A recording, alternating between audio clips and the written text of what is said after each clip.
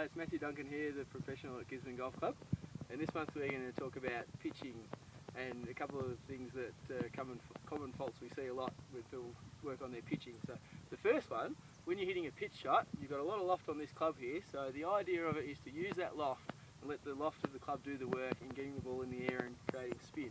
So when you hit with a wedge when you're pitching, you need to hit down on the ball and compress the ball, so you need to be hitting downwards in the arc of the swing so you can let the loft do the work. A lot of people you see actually hitting upwards, they feel like they need to help the ball in the air. So what happens is that when they get to impact with the ball, the shaft's angled this way, or their body's leaning backwards in order to try and help it up. So they're two very common things you see people do. So it's very important to make sure you're hitting downwards into the ball, compressing the ball, and then the loft does all the work, and it's a much simpler shot and it's very consistent to do that way. The other thing, and this is something that people don't realise they're doing, but it happens quite a lot, is they hit a pitch shot and they swing a lot further in their backswing than they realise. A lot of people think they're doing a half swing and they actually end up collapsing a little and their hands go a lot further than they think.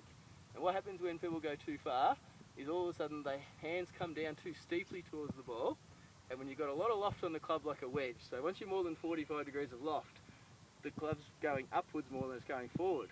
So then, if your angle of attack becomes very, very steep, it's very hard to control your distance control heading that direction. So what happens is you tend to go too far or too short because you're decelerating as you're hitting. So it's very important to make sure you've got a good angle of attack. So you're not too shallow, of course, because that can tend to make you hit upwards. But you also don't want to go too far in that backswing and come down too steeply, because it becomes very difficult to get your distance control right. So it's a matter of getting the length of the swing right and making sure you're compressing the ball and hitting through at the target, and that way you can be very consistent with your distance.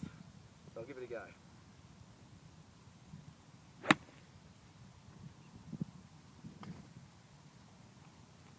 It's nicely in the middle of the green. You can see a nice divot, which means I was actually hitting downwards, hit the ball, divot afterwards, so I was in a good part of the arc as I'm hitting, and I let the loft of the club do the work. So give those couple of things a try and your chipping and pitching will be a lot more consistent. Thanks.